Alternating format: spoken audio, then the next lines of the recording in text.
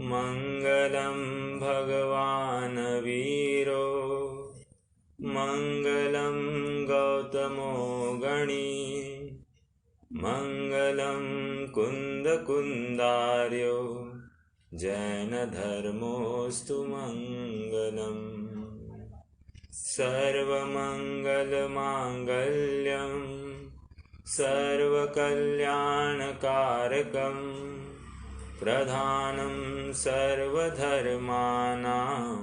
जैनं जयतु शासनं जैनं जयतु शासनम् जीवमजीवमदौवं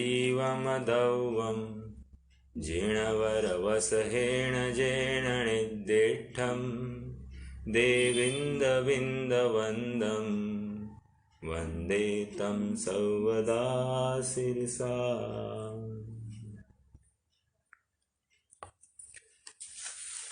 आज विषय में हमने द्रव्य संग्रह जी ग्रंथ को चलाने का विकल्प किया है और द्रव्य संग्रह इस ग्रंथ को प्रारंभ करने के पूर्व इस ग्रंथ के रचयिता कौन है उसके बारे में भी कुछ चर्चा करना प्रसंग प्राप्त है। एकदम संक्षेप में चर्चा करेंगे और फिर आगे मूल विषय में हम बढ़ेंगे। पहले तो आपको बता दूं कि ग्रंथ का नाम वैसे मैंने आपको द्रव्य संग्रह कहा, लेकिन मूल नाम है बृहद द्रव्य संग्रह। बृहद द्रव्य संग्रह ऐसा सुनते ही एक विचार होता है कि बृहद मतलब बड़ा, तो इसका मतलब कोई ना कोई छोटा द्रव्य संग्रह भी ग्रंथ होगा। तो इसका जवाब है हाँ है, छोटा द्रव्य संग्रह भी है, उसका नाम है लघु द्रव्य संग्रह। दोनों द्रव्य संग्रह के रचयिता आचार्य नेमिचंद्र सिद्धांति देव ही है। अब प्रश्न ये खड़ा हो रहा है कि मैंने इसके रचयिता का नाम नेमिचंद्र सिद्धांति देव कहा, तो क्या हमने अभी अभी गोमटसार जीवकांड के जो रचयिता नेमिचंद्र सिद्धांत चक्रवर्ती देव है उनमें और इनमें कोई समानता है?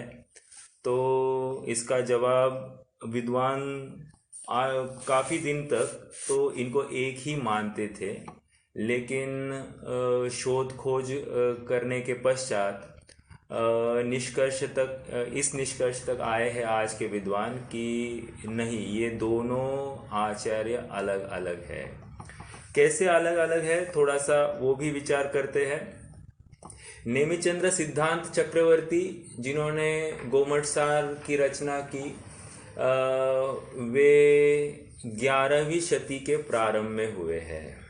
ओके, और नेमिचंद्र सिद्धांति देव ये 12वीं शती के प्रारंभ में हुए हैं। तो दोनों में लगभग कितना, एक शतक मतलब 100 वर्षों का लगभग अंतर है। ठीक है, एक बात तो ये हो गई। दूसरी बात, नेमिचंद्र सिद्धांत चक्रवर्ती के मुख्य शिष्य चामुंडराय है और नेमिचंद्र सिद्धांति देव के मुख्य शिष्य वसुनंदी सिद्धांति देव है, वसुनंदी सिद्धांति देव। तो ये एक थोड़ा सा अंतर है। ठीक है, तो एक बात नक्की हो गई कि ये दोनों एक नहीं है, अलग अलग है।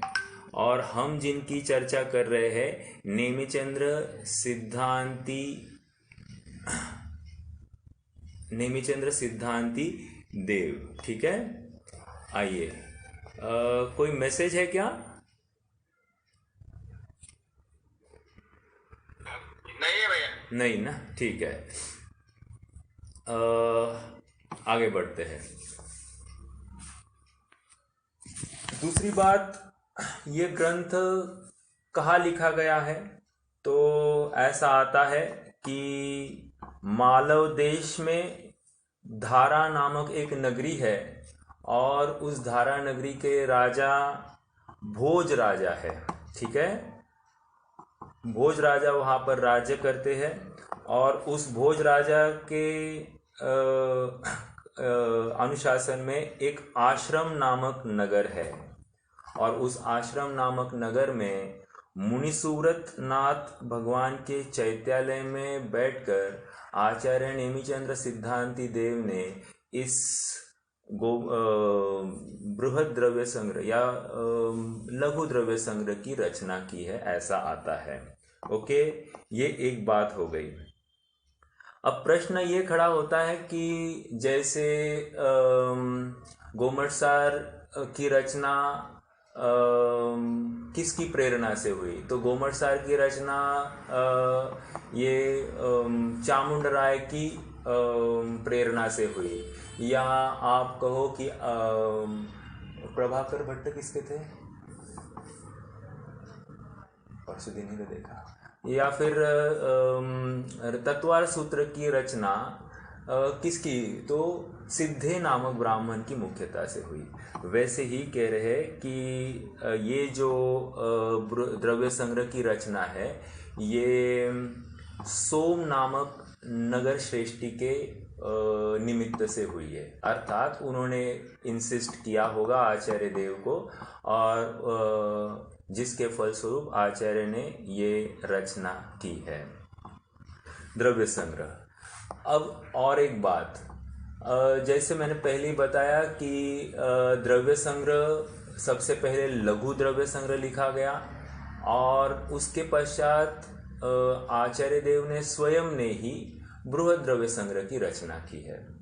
तो एक शंका या एक कुतूहल या जिज्ञासा सहज होती है कि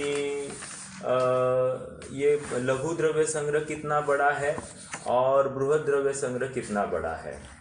तो आपकी जानकारी के लिए बताओ कि लघु द्रव्य संग्रह यह 25 गाथा प्रमाण है। 25, अभी कोई विशेषज्ञ इसको 26 गाथा प्रमाण भी मानते हैं, लेकिन जो मेरे पास में लघु द्रव्य संग्रह की जो कॉपी है, द्रव्य संग्रह की कॉपी है, उसमें एकदम अंत में लघु द्रव्य संग्रह भी छपा है और उसमें 25 गाथा प्रमाण वो बताया है। एक बात तो ये हो गई। दूसरी बात, बृहद द्रव्य संग्रह कितना बड़ा है, तो हालांकि आचार्य नेमिचंद्र सिद्धांति देव ने ही इसकी रचना की है और ये 58 गाथाओं में निबद्ध किया है। कितनी? 58 गाथा है। तो पहले क्या कहा था कि लघु द्रव्य संग्रह 25 गाथाओं में और बृहद द्रव्य संग्रह ये 58 गाथाओं में निबद्ध है। अब थोड़ा सा आगे बढ़ते हैं।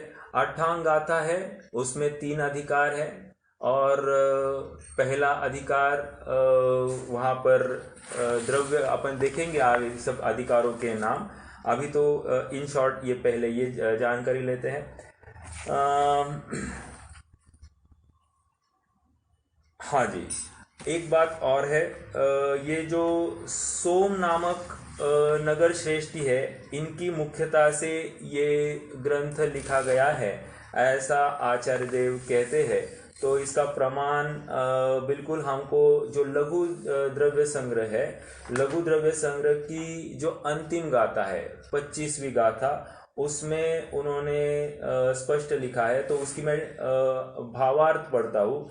श्री सोम श्रेष्ठी निमित्त भव्य जीवों के उपकारार्थ श्री नेमिचंद्र आचार्य देव ने पदार्थों का लक्षण बताने वाली ये गाथाएं रची। तो ये लघु द्रव्य संग्रह के एकदम अंतिम गाथा 25वीं गाथा, इसमें यह सोम श्रेष्ठी के निमित्त से लिखा है, ये प्राप्त होता है। एक बात ये हो गई। दूसरी बात और एक विचारणीय है या जानने योग्य है कि जो ये 25 गाथा है लघु द्रव्य संग्रह में, उनका कोई भी अंश हमको वैसे बृहद द्रव्य संग्रह में नहीं दिखाई देता है। मतलब क्या कि ये अलग से लिखी गई और वो ग्रंथ अलग से लिखा गया। हालांकि ये पता नहीं पड़ता है कि बृहद द्रव्य संग्रह किसके निमित्त से लिखा गया। जो हमको पता है वो लघु द्रव्य संग्रह के का निमित्त का कारण पता चला, लेकिन बृहद द्रव्य संग्रह का कारण पता नहीं चल रहा है। ये एक बात है। अब थोड़ा सा और आगे बढ़ना है। आपकी जानकारी के लिए और एक विशेष बात बताऊं कि जो समयसार की 49वीं गाथा है, ठीक है, जो हम सब कहते हैं कि ये आगम की गाथा है, जो गंधर की परंपरा से आती हुई गाथा को आगम की गाथा कहते हैं, उस गाथा वो गाथा इस लघु द्रव्य संग्रह में भी प्राप्त होती है। और क्या है, 5वीं गाथा है, अरसमरुवम गंधम अवत्तम चेदना गुणम सद्दम जान अलिंग गहनम जीवम मणिदिट्ठ संठानम। ये जो समयसार की 49वीं गाथा के नाम से प्रसिद्ध है, अन्य 5 परमागमों में है, वहाँ पर भी है और यहाँ पर भी वो पाई जा रही है। कहने की बात यह है कि ये सेम टू सेम गाथा अनेक ग्रंथों में पाई जा रही है। तो इसको गंधर की परंपरा से आई हुई गाथा है, इसलिए वो वैसे की वैसे लिखी जाती है। ठीक है, तो ये एक बात जानकारी के लिए कि इसमें भी वो गाथा मिल रही है लघु द्रव्य संग्रह में। मतलब बृहद द्रव्य संग्रह में ये गाथा नहीं है, लघु द्रव्य संग्रह में ये गाथा पाई जा रही है। ओके, तो ये कुछ जानकारी हो गई। और एक जानकारी देना समझता हूँ इष्ट कि नेमिचंद्र नाम के 3-4 आचार्य हुए हैं। तो पहले तो गोमटसार वाले नेमिचंद्र सिद्धांत चक्रवर्ती देव, फिर ये दूसरे जो है ये 12वीं शती में जो हुए नेमिचंद्र सिद्धांती देव, और एक नेमिचंद्र आचार्य हुए 16वीं शताब्दी में। वे जो हुए उन्होंने गोमटसार की टीका लिखी है। कौन सी टीका है? गोमटसार के ऊपर, गोमटसार जीवकांड के ऊपर जीव तत्व प्रदीपिका, कौन सी? जीव तत्व प्रदीपिका नामक एक संस्कृत टीका लिखी है, गोमटसार जीवकांड। अभी अभी हमने गोमटसार जीवकांड पढ़ रहे थे, उसकी ही टीका उन्होंने लिखी है। ठीक है, संस्कृत में टीका उनकी है, वे भी नेमिचंद्र आचार्य ही है।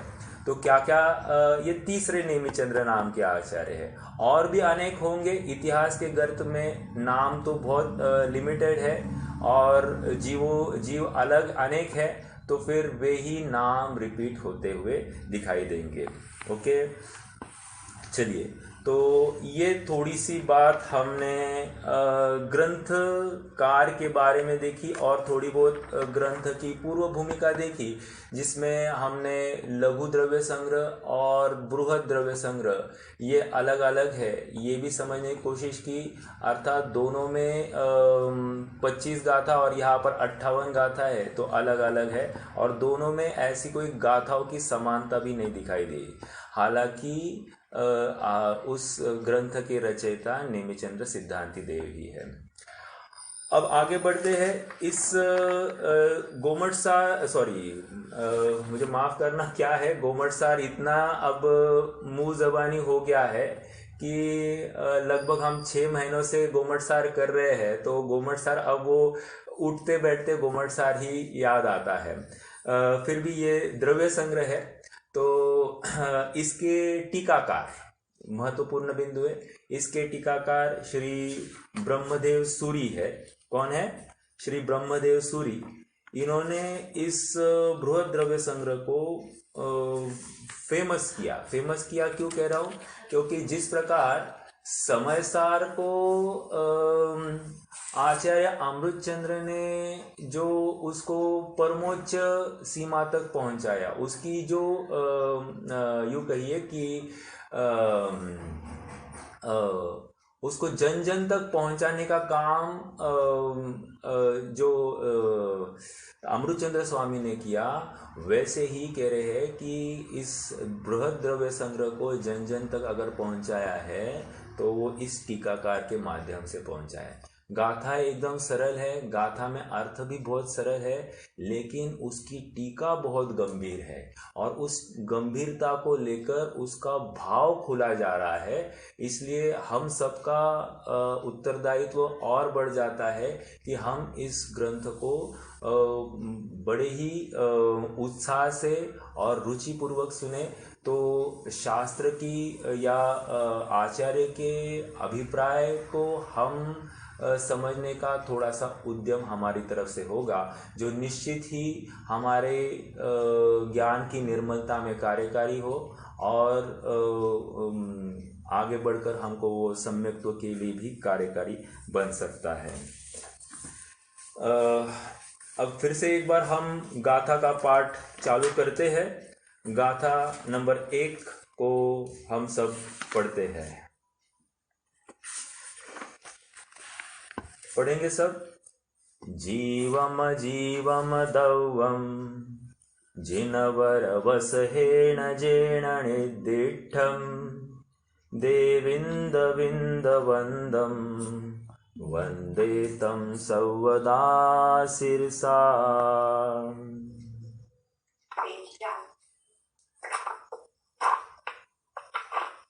प्रश्न है क्या किसी को? नहीं। चलिए, अब थोड़ा सा एक उच्चारण में एक बिंदु को हाईलाइट करूं और फिर आगे विषय को चालू करेंगे। ये जीवम अजीवम दौवम ऐसा नहीं पढ़ना है। फिर से कहूं, जीवम अजीवम दौवम ऐसा नहीं पढ़ना है। कैसे पढ़ेंगे? जीव मजीव। कैसे पढ़ेंगे? जीव मजीव। संधि कहा कि पढ़ते समय में जीव के बाद में इमीडिएटली हमने मजीव उसको जोड़कर ले लिया। जीवम अजीवम दौवम ऐसा नहीं पढ़ेंगे। क्या कहा? क्लियर हो रही है बात? तो फिर से पढ़ते एक बार। जीवम अजीवम दौवम जिणवर वसहेण जेण निदिष्ठम देविंद विंद वंदम वंदे तम सर्वदा शिरसा। संधि देखते हैं पहले और फिर अपन आगे बढ़ेंगे। जीवम, जीवम, म का हलन कर दिया, अ बाहर निकलता है। अजीवम दौवम, जीवम अजीवम दौवम। जिनवर, जिनवर, वसहेण, वसहेण जेण निदिष्ठम, निदिष्ठम। देव, अभी आगली दूसरी लाइन। देव इंद विंद वंदम। देव इंद विंद वंदम वंदे तम सर्वदा शिरसा। वंदे तम सर्वदा शिरसा। चलिए, तो सामान्य शब्दार्थ को समझते हैं। गाथा को टीकाकारों ने इतना खोला है, इसके ऊपर लगभग 3-4 लेक्चर्स भी चल सकते हैं। हम देखते हैं हम कितना कर पाएंगे, लेकिन जो जो मुख्य बिंदु है उनको अपन छूने का प्रयास करेंगे। शब्दार्थ देखेंगे। जीवम, जीवम जीव नाम का द्रव्य। ओके, स्थूल रूप से ले रहे हैं। जीवम। अजीवम, जीव का अपोजिट। अगर अपने को विलोम करना है तो हम क्या करते हैं? अ लगाते हैं तो अजीवम हो जाएगा। तो जीवम अजीवम। जीवम किसको कहेंगे अगर बाल बोध की भाषा में?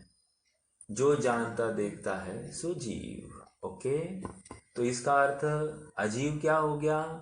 जो जानता देखता नहीं है सो अजीब। ठीक है। दव्वम, दव्वम इसका अपन खुलासा करेंगे, थोड़ा सा रुकिए। दव्वम को अभी ऐसे ही रखते हैं।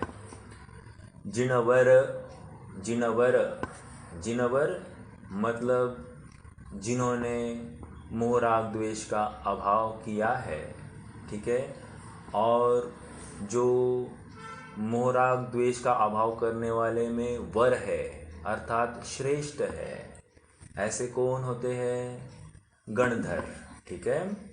और जिनवर वसहेण, जिनवर वसहेण, तो गंधर्वों के भी श्रेष्ठ कौन? कह दिया तीर्थंकर। ठीक है। तो तीर्थंकर। जेण, जेण मतलब जो, निदिष्टम निर्देश किया है, निर्देश किया है, निर्देश निर्देशन किया है, बताया है। ओके। किसके सामने बताया है? तो अगली लाइन में बता रहे हैं। देव, देविंद, देविंद, देवों के इंद्र, देविंद।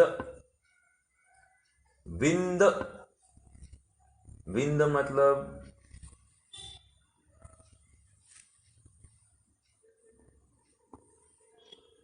एक तो चंद्रमा भी होता है और एक होता है समूह। विंद का अर्थ एक तो चंद्रमा भी होता है, एक तो समूह भी होता है। अपन करेंगे उसकी भी चर्चा, अभी तो खाली शब्दार्थ समझिए। वंदम मतलब देवेंद्र द्वारा वंदित या देवों के समूह द्वारा वंदित, देवेंद्रों के समूह द्वारा वंदित। वंदे तम सौवदा सिरसा, वंदे तम सौवदा सिरसा, ऐसे जो भगवान है उनको सौवदा, सौवदा मतलब 3 काल में। ठीक है। कैसे नमस्कार करता हूं? सिरसा, मस्तिष्क झुकाकर नमस्कार करता हूं। बहुत सरल सरल और स्थूल अर्थ लिया है, गंभीरता में जाना है, थोड़ा सा समय और लेते लेते जाएंगे। ठीक है। उपयोग थोड़ा सा बनाए रखिए तो बहुत मजा आएगा। ठीक है। अब आगे बढ़ते हैं। ये तो एकदम स्थूल शब्दार्थ हुआ। तो शब्दार्थ के रूप से उसका क्या हो गया कि मैं यहां से पढ़ रहा हूं गाथा का भावार्थ। मैं श्री नेमिचंद्र, जिस जिनवरों में प्रधान ने जीव और अजीव द्रव्य का कथन किया, उस देवेंद्रों के समूह से वंदित तीर्थंकर परम देव को सदा मस्तक से नमस्कार करता हूँ। सरल सरल अर्थ गाथा का इतना हो गया। अब टीकाकार पिक्चर में आ गए। अब टीकाकार ने यहाँ पर भावों को खोलना चालू किया। तो उन्होंने कहा कि भाई जीवम अजीवम दव्वम, इस पद को लेते हैं। अब प्रश्न खड़ा हुआ कि आपने जीवम शब्द ही पहले क्यों लिखा? तो जवाब मिल रहा है कि हम और आप सभी जीव है, पॉइंट नंबर 1। दूसरा, हम और आप सभी सुखी होना चाहते हैं और इसीलिए समझाया हम और आप सब ज्ञान के पुंज है, इसलिए समझाया भी जीव को जाता है। क्योंकि जो जानता देखता है, जो सुखी होना चाहता है, वह जीव है। इसलिए सबसे पहले जीव की बात करी। ठीक है। दूसरा अजीवम, दूसरा अजीवम, जो जानता देखता नहीं है सो अजीव। याद रखना, हमने अजीव की बहुत सारी अपेक्षाएं देखी है, वो यहाँ पर भी लागू करके देखेंगे। आप थोड़ा सा उपयोग देना तो आपको भी मजा आएगा। एक अपेक्षा तो जिसमें जानन देखनपना पाया जाता है सो जीव, जिसमें जानन देखनपना नहीं पाया जाता है सो अजीव। बराबर, ये तो सीधी स्थूल परिभाषा है। अब मैं मुद्दे की बात पर आता हूँ। जिसमें मेरा जानन देखनपना आता है सो जीव, और जिसमें मेरा जानन देखनपना नहीं आता है सो अजीव। तो इस न्याय से एक तरफ मेरा आत्म राम और एक तरफ ग्राम, ऐसा विभाजन करके दिखाया है। क्यों? सुखी मुझे होना है तो मेरी बात चल रही है, ऐसा पढ़ने वाले को ख्याल में आए। जीवम अजीवम दौवम, ठीक है। एक बात ये हो गई, जीवम शब्द से क्यों चालू किया? क्योंकि सुखी जीव को होना है, और सुखी जीव मतलब मेरे जीव को सुखी होना है, इसलिए मेरी अपेक्षा चर्चा चल रही है, इसलिए मुझे समझाया जा रहा है। क्योंकि मैं ज्ञान का पुंज हूं, इसलिए मेरे जीव को समझाने की बात है, इसलिए पहले मुझे समझाने की अपेक्षा जीवम ऐसा शब्द लगाया, ठीक है। दूसरा क्या है? अजीवम, एक तरफ ग्राम, एक तरफ राम और एक तरफ ग्राम, पूरा भेद करके दिखाया, अलग करके दिखाया। एक बात ये हो गई। दूसरा, एक जो अगला शब्द है दव्वम, जीवम अजीवम दव्वम। मेरा एक प्रश्न है, यह द्रव्य का अर्थ क्या लेंगे? कोई भी सभा में जो कोई है जुड़े, कोई भी बता सकते द्रव्य का अर्थ क्या लिया जाना चाहिए, और टीकाकार में क्या लिया हो सकता है, ये अपन चर्चा करेंगे ही करेंगे। गलत हो जाए तो इसमें डरने की कोई बात नहीं है।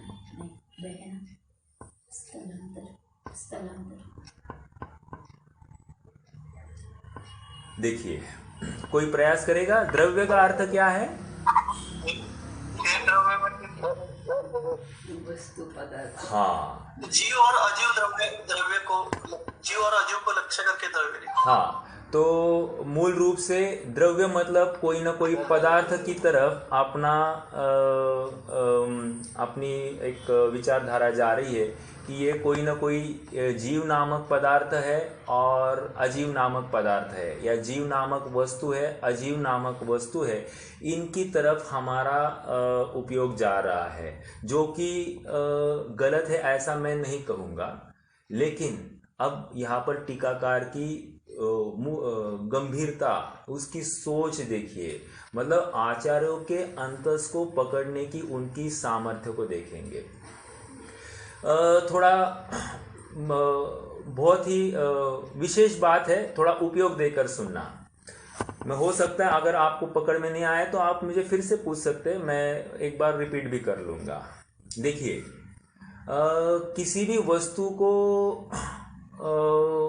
वस्तु का पुकारने के 4 विधियां होती है, या फिर हर वस्तु स्वचतुष्टयात्मक होती है। सरल भाषा में बोलूं, हर वस्तु स्वचतुष्टयात्मक होती है, अर्थात हर वस्तु का कोई न कोई द्रव्य होता है, हर वस्तु का कोई न कोई क्षेत्र होता है, हर वस्तु का कोई न कोई अपना काल होता है, और हर वस्तु का कोई न कोई अपना भाव होता है। अर्थात प्रत्येक वस्तु अपने स्वचतुष्टय में तिष्ठती है। समझ में आ रहा है? इसीलिए उस वस्तु को द्रव्य की अपेक्षा से भी प्रसिद्ध किया जा सकता है, क्षेत्र की अपेक्षा से भी प्रसिद्ध किया जा सकता है, काल की अपेक्षा से भी प्रसिद्ध किया जा सकता है, और उसके भावों की अपेक्षा से भी प्रसिद्ध या कथन किया जा सकता है। ओके, आप पकड़ रहे हैं मेरी बात को? वस्तु चतुष्टयात्मक होती है, और उसको निरूपण उसके द्रव्य की अपेक्षा, उसके क्षेत्र की अपेक्षा, उसके काल की अपेक्षा, या उनके भाव की मुख्यता की अपेक्षा किया जा सकता है। अब हम समझेंगे कि वस्तु को द्रव्य अपेक्षा क्या कहेंगे, क्षेत्र अपेक्षा क्या कहेंगे, काल अपेक्षा क्या कहेंगे, और भाव अपेक्षा क्या कहेंगे।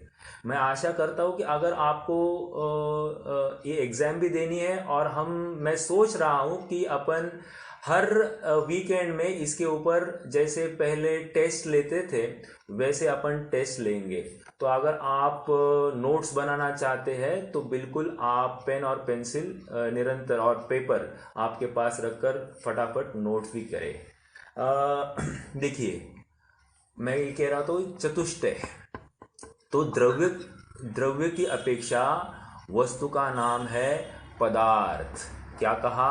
द्रव्य अपेक्षा वस्तु को पदार्थ कहते हैं।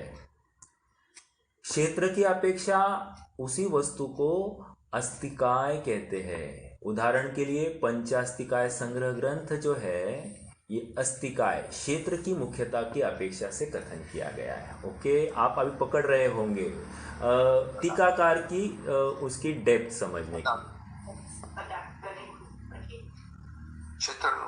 अब क्षेत्र हो गया अस्तिकाय, द्रव्य हो गया द्रव्य की अपेक्षा अपन ने कहा था पदार्थ। ठीक है।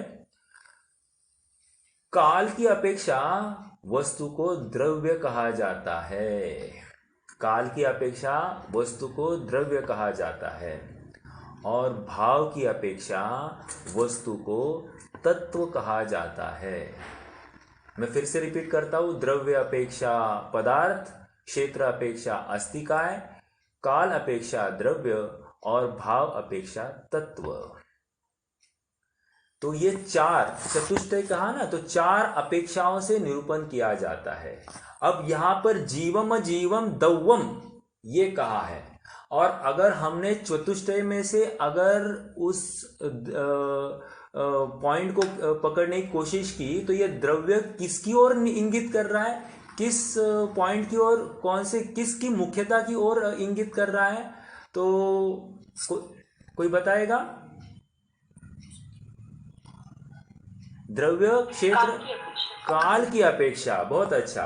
काल की मुख्यता की अपेक्षा यहां पर ये अपन इस वस्तु की मुख्यता से कथन कर रहे हैं। अब काल मतलब क्या प्रश्न हो सकता है।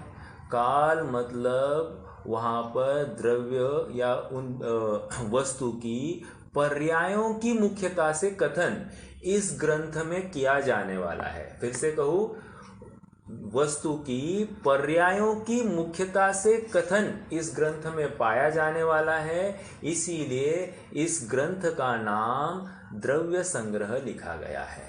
समझ में आ रहा है? द्रव्य संग्रह क्यों कहा? क्योंकि वस्तु के अर्थात उसकी पर्यायों की मुख्यता से सब कथन पाया जाएगा, इसीलिए यहाँ पर ग्रंथ का नाम द्रव्य संग्रह है। अर्थात पर्यायों के बारे में हम कुछ कहने वाले हैं, ये यहाँ से बात फलित हो रही है। ओके, तो द्रव्य क्षेत्र काल भाव की में से वहां पर काल की मुख्यता, और काल में भी यहाँ पर पर्यायों की अपेक्षा यहाँ पर बात आई है, इसलिए पर्यायों को यहाँ पर द्रव्य संग्रह इसका नाम क्या हुआ, यथार्थ नाम यहाँ पर पाया जा रहा है। भैया, हाँ बोलिए भैया। यहाँ पे द्रव्य दो जगह आया, एक तो द्रव्य अपेक्षा और काल की अपेक्षा द्रव्य, तो ये दोनों में कैसे डिफरेंशिएट? हाँ, देखिए मैंने इसीलिए वस्तु को द्रव्य अपेक्षा, अच्छा आपको ये कहना है। देखो, द्रव्य वो एक पदार्थ की तरफ उसका संकेत होता है। द्रव्य मतलब पदार्थ। व्हाट इज पदार्थ? पदार्थ ये दो शब्दों से बनता है, पद अधिक अर्थ। अर्थ मतलब वस्तु और पद मतलब उसके भाव। तो जब हम पद और अर्थ कहते हैं तो द्रव्य क्षेत्र काल भाव उसमें समाहित हो गया है। थोड़ा सा समझना, मैं और एक्स्ट्रा बात कर रहा हूं। जब हम पदार्थ कहते हैं तो उसमें द्रव्य क्षेत्र काल भाव समाहित हो रहा है, क्योंकि पद मतलब भाव और अर्थ मतलब वस्तु। वस्तु मतलब वो द्रव्य के आश्रित वस्तु। ओके, तो कह रहे द्रव्य क्षेत्र काल भाव इसमें समाहित हो गया, मतलब पूरी वस्तु इसमें आ गई है, तो इसलिए वहां पर पदार्थ कहा जाता है। पदार्थ बहुत महत्वपूर्ण शब्द है। अब आपका प्रश्न जो है, एक तो द्रव्य आया है और वो काल के सामने भी एक द्रव्य आया है, तो दोनों में क्या अर्थ लेना? तो जो पहला द्रव्य आया है वो पदार्थ की अपेक्षा वो द्रव्य का अर्थ समझना, और जो दूसरा द्रव्य आया है वो काल की अपेक्षा वो द्रव्य समझना। अब वो भी समझेंगे वहां पर द्रव्य नाम क्यों देना है, क्योंकि हमको हम कह रहे हैं और आप सुने समझे, ये मतलब आप माने, ये बात नहीं है, वहां पर कोई लॉजिक है। लॉजिक ये है कि द्रव्य यह शब्द ध्रु धातु से बनता है। कौन सा धातु? ध्रु धातु। ध्रु का अर्थ क्या होता है मालूम है? ध्रु मतलब बहना। क्या कहा? ध्रु मतलब बहना। तो बहना दो प्रकार से होता है। कैसे कैसे? एक तो होता है क्षेत्र की अपेक्षा और दूसरा होता है काल की अपेक्षा। अपन यहाँ पर क्षेत्र की अपेक्षा बहना नहीं देख रहे हैं। मतलब क्या, मैं यहाँ से जिनवानी उठाऊं और वो अलमारी में रख दूं तो क्या हो गया? उस जिनवानी नामक द्रव्य का क्षेत्रांतर हो गया, वो भी बहना हो गया है। या फिर मैं स्वयं उठूं और दूसरी जगह पर बैठ जाऊं तो ये क्या हो गया? क्षेत्रांतर हो गया द्रव्य का। अपन यहाँ पर उस क्षेत्र उस चेंज की बात नहीं कर रहे, हम तो उस बहने की बात कर रहे हैं जो काल अपेक्षा बहा है, अर्थात जिसमें परिणमन हुआ है, जिसमें चेंज हुआ है, जिसमें पर्यायांतर हुआ है, उस अपेक्षा से हम बात कर रहे हैं। इसीलिए काल की अपेक्षा वस्तु को द्रव्य कहा जाता है। आपको याद होगा सामान्य गुणों में एक गुण है द्रव्यत्व गुण, और वो द्रव्यत्व भी किसकी तरफ इंगित करता है, किसकी तरफ निर्देश करता है? परिणमन। वस्तु निरंतर परिणमती है, चेंज होती है, बहती है, कूटस्थ नहीं है, कूटस्थ नहीं है, ये उस द्रव्यत्व गुण की वजह से। और यहाँ पर काल का अर्थ भी द्रव्य लिया गया है, क्योंकि वस्तु है और होते हुए भी परिणमित होती है, बहती जाती है। इसीलिए यह इस ग्रंथ का नाम ये फलित हुआ। अब क्यों रखा ये नाम? ये एक प्रश्न बिल्कुल हमारे और आपके ज्ञान को थोड़ा सा आना चाहिए। तो इसका नाम इसीलिए रखा क्योंकि थोड़ा सा विचार करना कि जब आचार्य, ये 10वीं 11वीं 12वीं शती की बात है, उस समय में सांख्य वेदांतियों का बहुत ही प्रकोप था।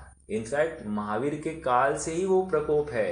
ये प्रकोप आप यूँ कहिए कि कुंद स्वामी को भी इन सब का सामना करना पड़ा और आज तक भी वो प्रकोप बरकरार है। समझ में आ रहा है? और सांख्य मत कहो या वेदांत मत कहो, ये वस्तु को या पदार्थ को सर्वथा नित्य मानते हैं, कूटस्थ मानते हैं।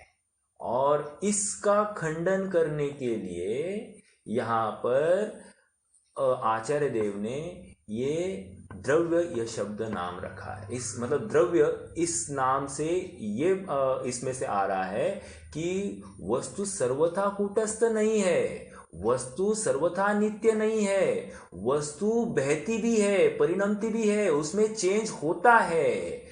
तो इसमें दो बातें हो गई, जीवम अजीवम दवम। जीवम जीव है, अजीव है, ये कह दिया, मतलब है मतलब क्या? अस्तित्व की ओर उनका निर्देश था। और दवम कहकर वो वस्तु परिणमती भी है, उसमें परिवर्तन भी होता है, ये भी उन्होंने सिद्ध किया। तो वस्तु है भी और वस्तु परिणमती भी है। परिणमती हुई वस्तु, ऐसी वस्तु को जैन मानता है। यदि वस्तु सर्वथा नित्य माने तो वो जैन नहीं हुआ। या वस्तु वो मात्र परिणमती माने तो भी वो जैन नहीं हुआ।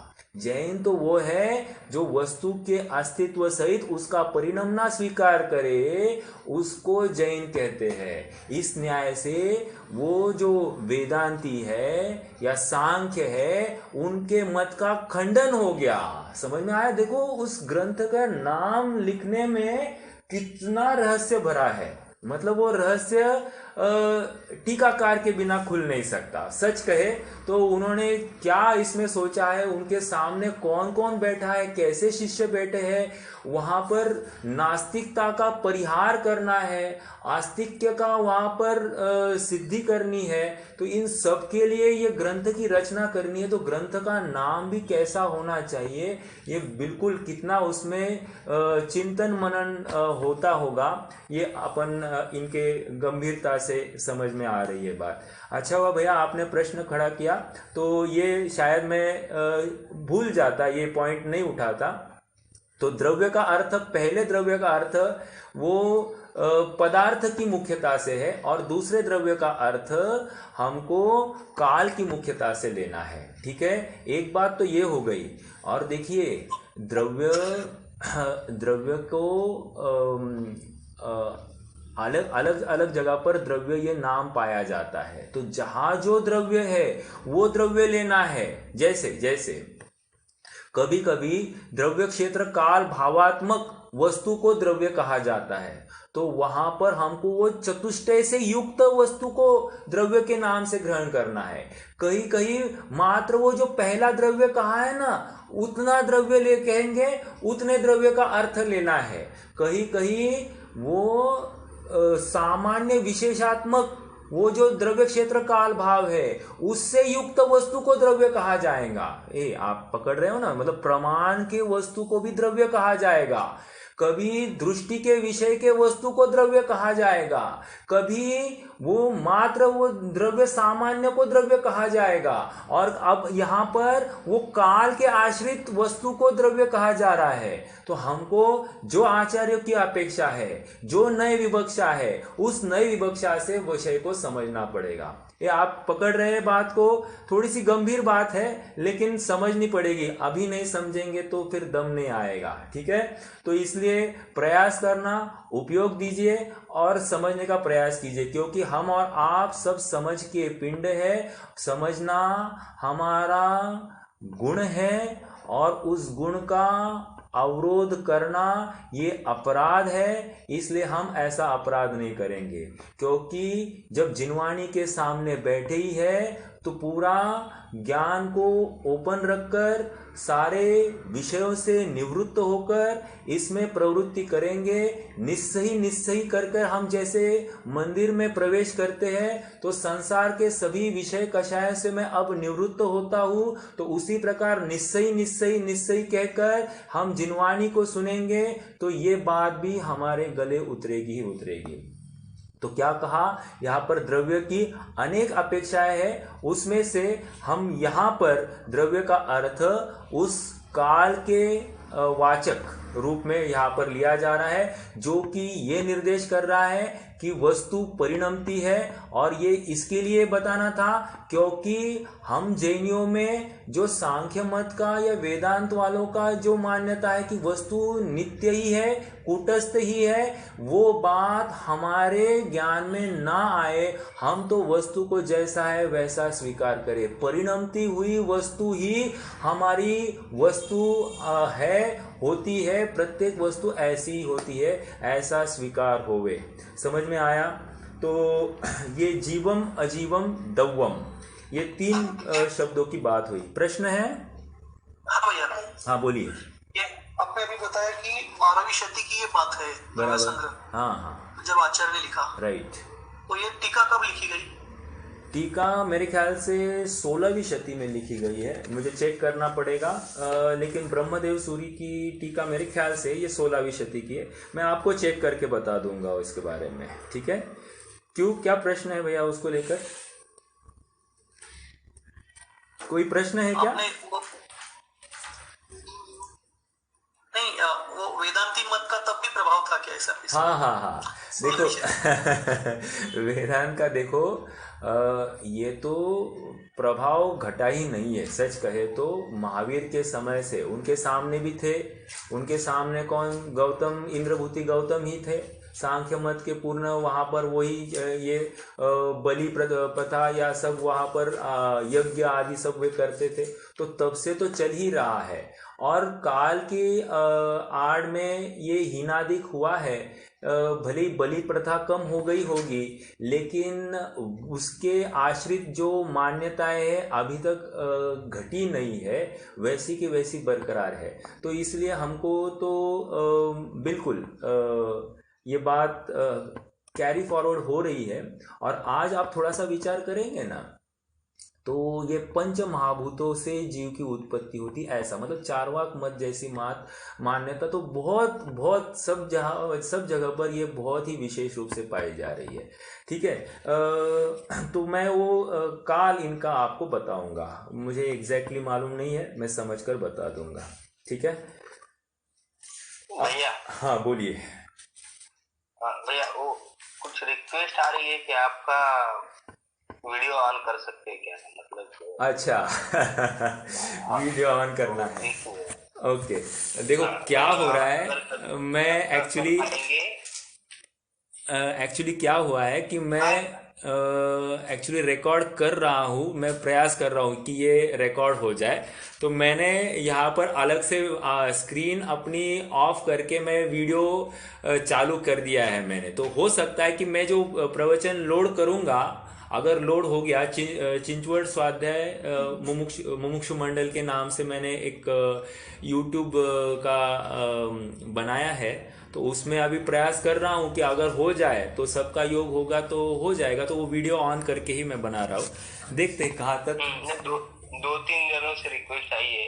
अच्छा कि we can not see the speaker. हाँ तो हाँ, अगर वीडियो ऑन कर सकते तो थोड़ा सा ज्यादा उपयोग लगता है।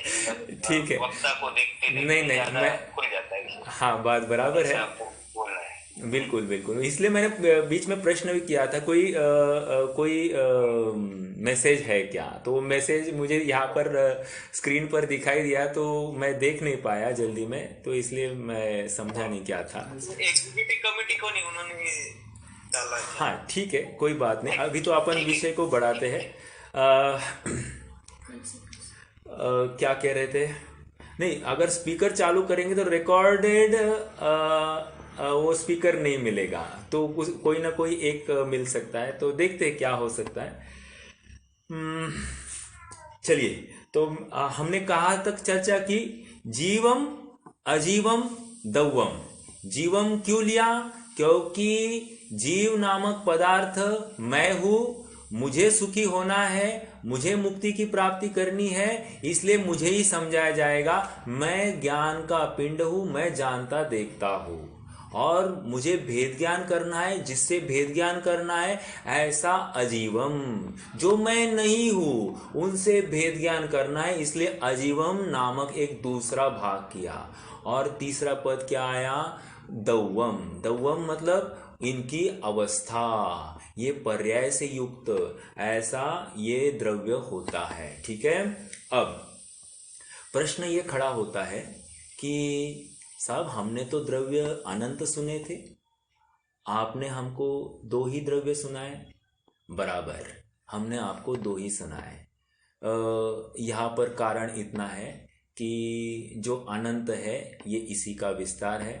संग्रहण से हमने जीव और अजीव इसमें ही सारे विश्व के द्रव्यों को इकट्ठा कर दिया। ओके, और व्यवहार नय से हम इसका चाहे उतना विस्तार कर सकते हैं, 6 कर सकते हैं और अनंत भी कर सकते हैं। ठीक है, ये एक बात यहाँ से और निश्चित हो गई कि संग्रह से इन्होंने जीवम और अजीवम ये दो द्रव्यों की ही बात रखी है। ठीक है, एक प्रश्न यहाँ पर ऐसा भी आ सकता है कि आपने जीवम अजीवम तत्वम ऐसा क्यों नहीं लिखा? तो इसका भी अर्थ इतना ही है, जैसे हमने चर्चा की कि उनको किसी मत का खंडन करने हेतु उन्होंने जानबूझ के यहाँ पर दौवम कालवाचक अपेक्षा में वहां पर नाम रखा। भाववाचक भी हो सकता है, जीवम अजीवम तत्वम, ऐसा अगर कहते तो जीव और अजीव ऐसे दो प्रकार के तत्व होते हैं। इससे भी तो बात फलित होती थी, लेकिन जहां पर कोई मान्यता का खंडन महत्वपूर्ण हो तो उस अपेक्षा से विशेष बात रखी जाती है। तो तत्व ये शब्द भी चलता है, लेकिन वहां पर उतनी बात पुष्ट नहीं होती जितनी दौवम इस बात से हो सकती है। ठीक है। देखो आचार्यों का मंतव्य हमको समझना पड़ेगा। तो जीवम अजीवम दव्वम, ओके। द्रव्य अपेक्षा यहाँ पर जाति अपेक्षा 2 ही द्रव्य बताए हैं, 6 द्रव्य नहीं करे। तो 6 द्रव्य कैसे ले सकते हैं? जैसे जीव द्रव्य और अजीव द्रव्य। अजीव में क्या आएगा? पुद्गल, धर्म, अधर्म, आकाश और काल। ये सभी क्या है? अजीव है, ठीक है। देखिए ऐसा भी कर सकते थे आचार्य देव कि मूर्तिक अमूर्तिक, समझ में आ रहा है? ऐसा भी हो सकता था, मूर्तिक अमूर्तिक द्रव्य या अमूर्तिक मूर्तिक द्रव्य। वहां तकलीफ होती थी क्योंकि अमूर्तिक में धर्म, अधर्म, आकाश, काल ये भी तो अमूर्तिक है, और उसमें जो जीव दिखाना था उस प्रयोजन की सिद्धि नहीं होती थी। तो किसके लिए बात है? अपने लिए बात नहीं तो हम क्या रहते, थोड़े कैजुअल रहते हैं। लेकिन मेरे लिए बात है, ऐसा समझने पर हम ज्यादा जागरूक होते हैं कि ये मेरी बात है। जैसे अभी हमारा स्वाध्याय चल रहा है और अचानक से मैं बोल दूं आकाश भैया तो अरे मेरे लिए बात चल रही, तो बाकी सब शिथिल रहेंगे लेकिन आकाश भैया बोलेंगे हाँ ये मेरे लिए बात चल रही। तो बिल्कुल ऐसा होता है। तो यहाँ पर जीवम कहकर ये मेरी बात है ऐसा यहाँ पर इंगित होता है, इसमें से फलित होता है, ठीक है। तो अन्य कोई विवक्षा न करते हुए ये इसी विवक्षा लगाई, या और जितने चाहे आप देख सकते हैं उसमें, लेकिन अन्य विवक्षा यहाँ पर नहीं बैठी, मात्र जीवम अजीवम इस भेद से ही आगे गए हैं, ओके। तो हमने और एक बात की कि जीवम अजीवम कहकर यहाँ पर 2 द्रव्यों में संक्षेप वृत्ति, विस्तार से यहाँ पर 6 द्रव्य, और अति विस्तार करेंगे तो अनंत द्रव्य। कैसे? जीव अनंत, पुद्गल अनंतानंत, धर्म अधर्म 1, आकाश भी 1, और काल असंख्यात लोक प्रमाण, मतलब लोक प्रमाण असंख्यात, ठीक है। तो कालानु ऐसा हर प्रदेश पर एक पाया जाएगा। तो इस प्रकार यहाँ पर ये जीवम अजीवम दव्वम।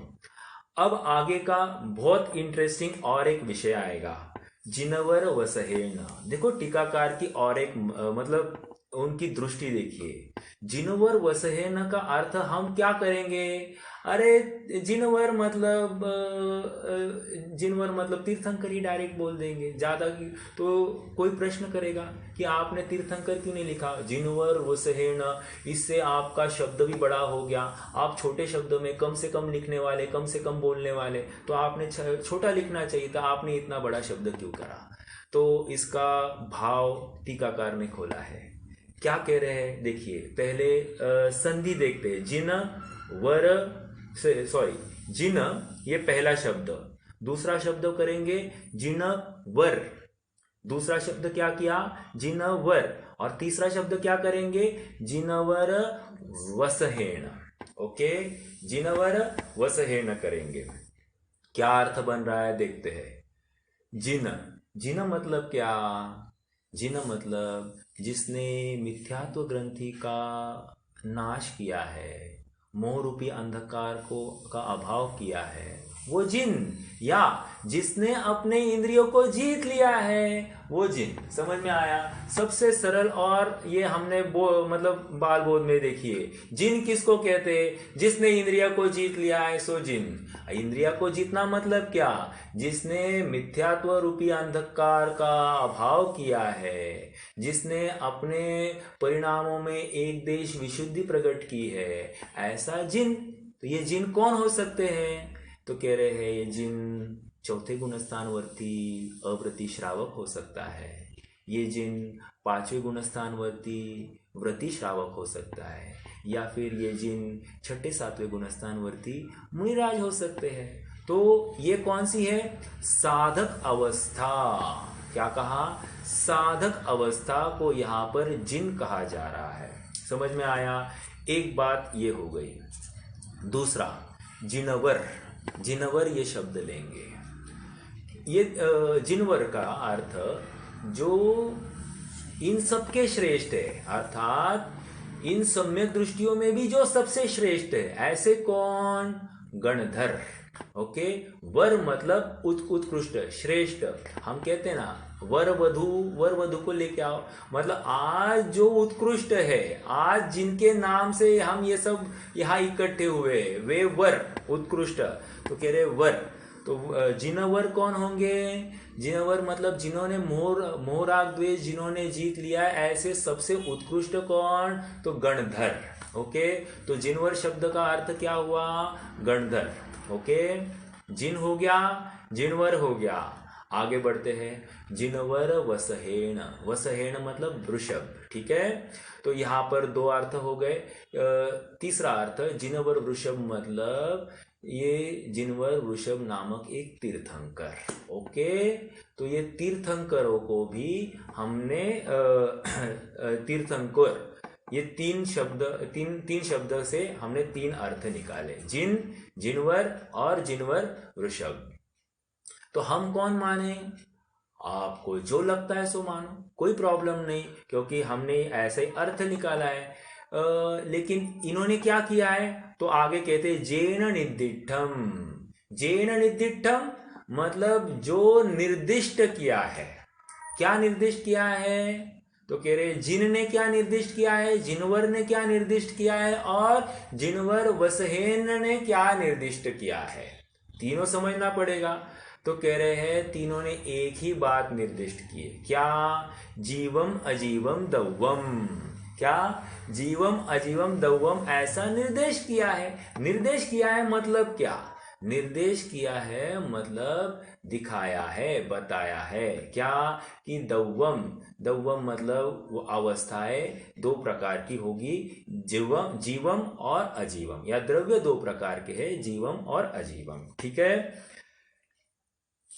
अब यहां पर जिनवर वसहेन ये कहा तो हमको ठीक लगा, लेकिन आपने जिन कहा और चौथे गुणस्थान वर्ती को भी यहाँ पर खड़ा किया, और उनको भी आपने जिनवर वसहेन के साथ के उनकी पंक्ति में आपने उनको जोड़ लिया, ये कुछ जची नहीं। तो इसका आप्त किसको कहते हैं वैसे? आप्त, इसका मैं ये कर रहा हूँ, स्पष्टीकरण दे रहा हूँ। आप्त किसको कहते हैं? भगवान को कहते हैं ना भैया? भगवान, अरहंत भगवान। हाँ, तो उनमें क्या विशेषताएं होती है? सर्वज्ञ वीतरागी, तो बहुत अच्छा, ये चाहिए था मुझे। सर्वज्ञ, वीतरागी और हितोपदेशी। हितोपदेशी ये बहुत महत्वपूर्ण गुण है, क्योंकि सिद्ध भगवान भी सर्वज्ञ है और वीतरागी भी है। आई एम सॉरी, पहले वीतरागी और सर्वज्ञ भी है। ऐसा होते हुए भी उनको यहाँ पर याद नहीं किया है।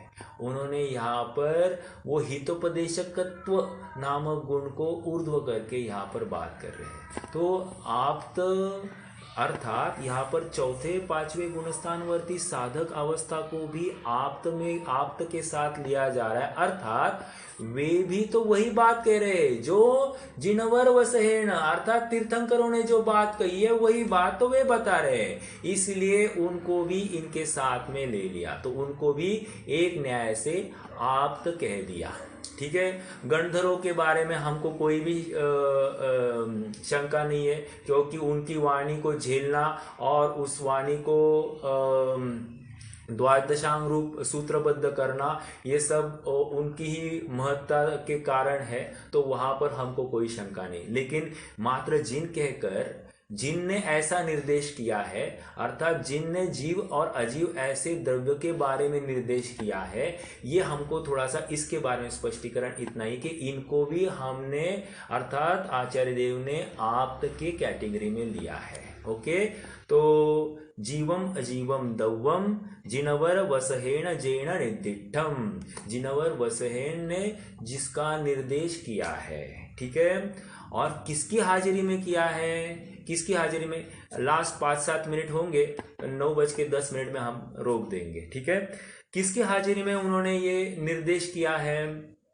तो कह है देविंद विंद वंदम। अब क्या है देविंद विंद वंदम? इसका भी थोड़ा सा अर्थ समझना पड़ेगा। देविंद्रो, देविंद मतलब देविंद, देव के इंद्रो और उनका समूह, विंद मतलब समूह, ठीक है। तो देवेंद्रों के समूह में या देवेंद्रों के समूह द्वारा जो वंदित है, ओके, कौन, जिनवर वसहेन, तो उनकी हाजिरी में ये लिखा है और ये कहा, सॉरी ये निर्देश किया है, आई एम वेरी सॉरी, इनके हाजिरी में ये निर्देश किया है। तो साहब, तो क्या बड़ी बात है, इनकी हाजिरी में निर्देश किया है, जैसे आप सब है तो इनकी हाजिरी में मैंने ये बताया है। अरे ये क्वालिफाइड लोग से, मतलब ये सबसे उत्कृष्ट रैंकिंग वाले लोग हैं, और ये जिनको नमस्कार कर रहे हैं ऐसे वे जिनवर वसहेन, तो ये कोई साधारण जिनवर वसहेन, कोई साधारण वस्तु व्यक्ति नहीं है, वे जगत के उत्कृष्ट लोगों द्वारा वंदित है, और उनकी हाजिरी में उन्होंने जीव और अजीव नामक द्रव्यों के बारे में बात कही है। ये बात यहाँ पर आ रही है, ठीक है। देविंद विंद वंदम, तो देवेंद्रों का समूह, अब क्या है ये देवेंद्रों का समूह, इसके बारे में समझते। देवेंद्रों का समूह मतलब 100 इंद्रों के हाजिरी में आ बात फरमाई छे, मतलब क्या, 100 इंद्रों के हाजिरी में ये बात कही है। 1 इंद्र, 2 इंद्र, 3 इंद्रिय नहीं, तो ये 100 इंद्रों के हाजिरी में ये बात आई है, ओके। और सभी इंद्र कैसे हैं, अपने अपने बिरादरी के मुखिया है। जब हमारे पंत प्रधान ने कोई ट्रीटी साइन कर दी तो इसका मतलब क्या, भारत ने साइन कर दिए, मतलब वो इंद्र जो है उसकी क्या ताकत है, वो पंत प्रधान की जो ताकत होती है वैसी ताकत मानी जाएगी। तो कह रहे ऐसी इंद्र, ऐसा पंत प्रधान जिसके सामने झुकता हो। पंत प्रधान एक नाम का सूचक है, मैं ये नहीं कर रहा हूं, अपन तो यहाँ पर अपने प्रकरण के साथ में ही उसको लगाए। तो ऐसे जो देवेंद्र है, जो जिसको नमन करते हैं, जिसको वंदन करते हैं, तो कौन से 100 देवेंद्र की बात है, ठीक है। अब कौन से 100 देवेंद्र है, तो हमने पढ़ाई है, क्या पढ़ा है, भवनालय 40, व्यंतर देवान होंति 32, कप्पामर 24, चंदो सूर्यो नरो तिरिया। फिर से कहूं, पद लिखना है तो लिख सकते, भवनालय 40, व्यंतर देवान होंति 32, कप्पामर 24, चंदो सूर्यो नरो तिरियो, ठीक है। तो ये क्या है, ये मेरे ख्याल से अपने टीका में भी लिखा हुआ है, तो कोई बात नहीं, वहाँ से भी लिख सकते हैं। तो ये क्या कहा, भवनालय 40, भवनत्रिक के 40 इंद्र, ओके, 20 इंद्र और 20 प्रति इंद्र, भवनवासी के ही ना, भवनवासी के 40 इंद्र, मैंने भवनत्रिक कहा क्या, सॉरी, भवनवासी के 40 इंद्र, ओके। दूसरा, व्यंतरों के 32 इंद्र, 16 इंद्र और 16 प्रति इंद्र, ऐसे कितने हो गए, 32। आगे क्या लेंगे, कल्पवासी, कल्पवासी कितने, 24, 16 स्वर्गों में मिलकर 24 इंद्र है, ओके। और उसमें भी क्या लगाना है, इंद्र तथा प्रति इंद्र, ओके। कैसे आएंगे वो भी अपन चर्चा करेंगे, शायद आज नहीं होगी चर्चा, आज तो बस इतना समझेंगे, कल अपन जितना बड़ा रहता है उस विषय को आगे बढ़ाएंगे। कितने हो गए, 40, भवनवासी के 40, व्यंतरों के 32, कल्पवासी के 24, कितने हो गए, 72 और 24, 96, 96 हो गए। अब देखो क्या कह रहे, चंदो, एक चंद्र का इंद्र, सूर्यो, एक सूर्य विमान का इंद्र, नरो, नरो का इंद्र, नरो का इंद्र मतलब नरो नहीं हो आपला नरो मतलब नरो का इंद्र चक्रवर्ती, ठीक है। और तिर्यो, तिर्यो मतलब तिर्यंचों का इंद्र। आप उसको अष्टापद कह सकते हो या सिंह कह सकते हो, कुछ भी कह सकते हो। अष्टापद अभी सामने नहीं है इसलिए सिंह कहा जाता है, लेकिन सिंह जो है वो क्रूरता में प्रसिद्ध है और अष्टापद जो है वो वीरता या शूरता में प्रसिद्ध है, तो इसलिए अष्टापद को लिया जाता है इंद्र के रूप में। आप पूछोगे भगवान महावीर के समोशरण में कौन था, अष्टापद था या सिंह था, तो ऐसा आता है कि सिंह ही था। ठीक है, तो क्या कह रहे हैं, ये 100 प्रकार के इंद्र कौन हो गए, भवनवासी के 40, व्यंतरों के 32, कल्पवासी के 24 और चंद्र के विमान का 1 इंद्र, सूर्य के विमान का 1 इंद्र, चक्रवर्ती का 1 इंद्र, मनुष्यों का 1 इंद्र और तिर्यंचों का 1 इंद्र। ऐसे ये 100 इंद्र द्वारा वंदित है। वंदम, वंदम कहकर यहाँ पर इस शब्द के ऊपर भी बहुत चर्चा बाकी है। वंदम, वंदे इस शब्द के ऊपर भी बहुत चर्चा बाकी है। ठीक है, करेंगे उसकी भी चर्चा।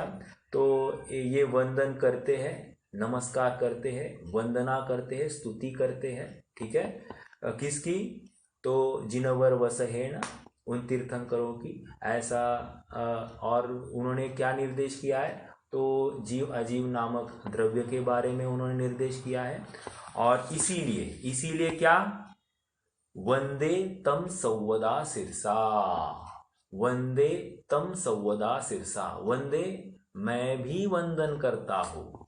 ये जब नमस्कार कर रहे हैं तो मैं भी, इतने बड़े बड़े लोग नमस्कार कर रहे हैं इसीलिए मैं भी, ऐसा अब यहाँ पर समझ लेना, इसलिए मैं भी नमस्कार करता हूँ। कैसे नमस्कार करता हूँ और कब कब नमस्कार करता हूँ, तो कैसे, तो सिरसा, सिरसा मतलब सिर झुकाकर।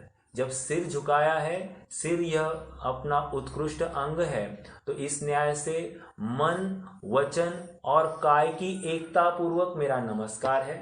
और कब नमस्कार है, संवदा, संवदा मतलब त्रिकाल में, त्रिकाल में मेरा उनको नमस्कार है। ऐसा यहाँ पर अर्थ बन रहा है।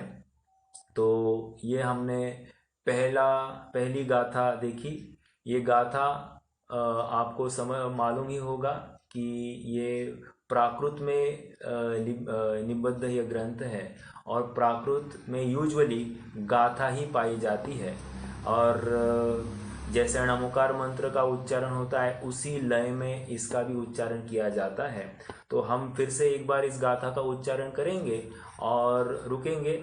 मैं चाहता हूँ कि हमने जैसे इष्टोपदेश ग्रंथ में भी हमने कुछ पाठांतर करने का प्रयास किया था, वैसे ही द्रव्य संग्रह की भी कुछ मुख्य गाथाएं एटलीस्ट पूरा करें तो बहुत अच्छा है। लेकिन कुछ गाथाएं जो मुख्य गाथाएं इसको याद करेंगे तो अत्यंत कार्यकारी होगा। एक बार गाथा को अपन दोहराएंगे और फिर आज के लिए रुक जाते हैं। जीवम अजीवम दौवम जिनवर वसहेण जेण निदिष्ठम देविंद बिंद बंदम वंदे तम संवदा सिरसा। कोई प्रश्न है तो पूछ सकते हैं, नहीं तो फिर जिनवाणी स्तुति करेंगे।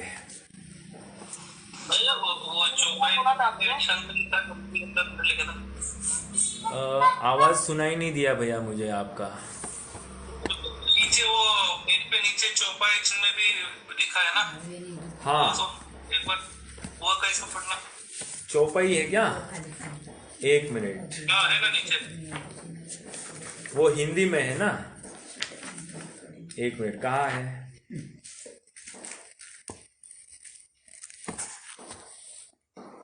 अच्छा, जीव अजीव द्रव्य षट भेद नहीं। हाँ, ये हरिगीत हो गया। मैं ये पढ़ के आपको मैं समझ लूंगा, अभी मुझे भी एकदम से वो चाल याद नहीं आ रही है। तो चौपाई छंद है, पढ़ेंगे। जीव अजीव द्रव्य षट भेद जिनवर वृषभ कहे निरखेद, शत इंद्र निकरी वंदित मुदा, मैं वंदो मस्तक तै सदा। ये रामायण का जो तर्ज था, चाल थी, वही ये चौपाई छंद है। और एक इसकी धुन है, वो भी धुन मैं आपको सुनाऊंगा, मुझे अभी याद नहीं आ रही, लेकिन ये रामायण का जो गाते हैं ना, उसी तर्ज में है। ओके, चलिए रुकेंगे। हाँ बोलिए भैया, बोलिए। वो स्टार्टिंग में आपने वो वस्तु को द्रव्यपेक्षा, क्षेत्रपेक्षा, काल और भाव की अपेक्षा क्या क्या बोला था, एक बार बोल सकते हैं? हाँ, देखिए, द्रव्य अपेक्षा वस्तु को पदार्थ कहते हैं, क्षेत्र अपेक्षा वस्तु को अस्तिकाय कहा जाता है। अस्तिकाय मतलब क्या है मालूम है? अस्ति मतलब है, काय मतलब प्रदेश, प्रदेश से युक्त है, बहुप्रदेशी को अस्तिकाय कहते हैं। ठीक है, तो वस्तु को क्षेत्र अपेक्षा अस्तिकाय कहा, काल अपेक्षा वस्तु को द्रव्य कहा, और भाव अपेक्षा वस्तु को तत्व कहा। तस्य भाव तत्वम, उसके भाव को तत्व कहते हैं, अर्थात उसके गुणों को तत्व कहते हैं। तो भाव अपेक्षा तत्व कहा। ठीक है, तो ये चार अपेक्षा हो गई। मुझे और कुछ पूछना था, यहाँ पे काल अपेक्षा द्रव्य कहा है, एक्चुअल में तो द्रव्य क्षेत्र काल भाव की अपेक्षा वो द्रव्य ही है ना? है ना, बिल्कुल है। देखो, यहाँ पर पूरा द्रव्य ही लेना है आपने, वो काल की बात नहीं, मात्र काल की बात नहीं, द्रव्य तो पूरा लेना है। और द्रव्य की पर्याय कहकर उन्होंने किसी मत का खंडन किया है, और वस्तु परिणमती है ये सिद्ध किया है। वस्तु सर्वथा कूटस्थ नहीं है, ये उनकी वहाँ उसके पीछे सोच है। इसके ओर आचार्य को अपना ध्यान आकर्षित करना था। वैसे तो हमको पूरा द्रव्य ही लेना है यहाँ पर, बिल्कुल सही है। अच्छा, ठीक है, चलिए रुकते हैं। जिनवाणी स्तुति। निज निधि निज में बताई, यह अनंत उपकार है, इसके लिए जिनवाणी माँ को वंदना शत बार है। इसके लिए जिनवाणी माँ को वंदना शत बार है।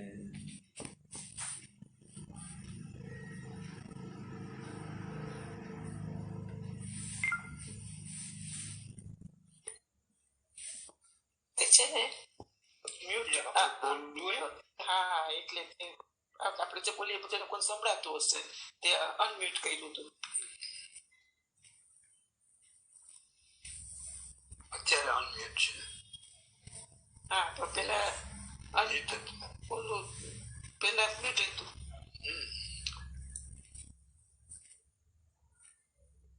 અનમ્યુટ જોઈ.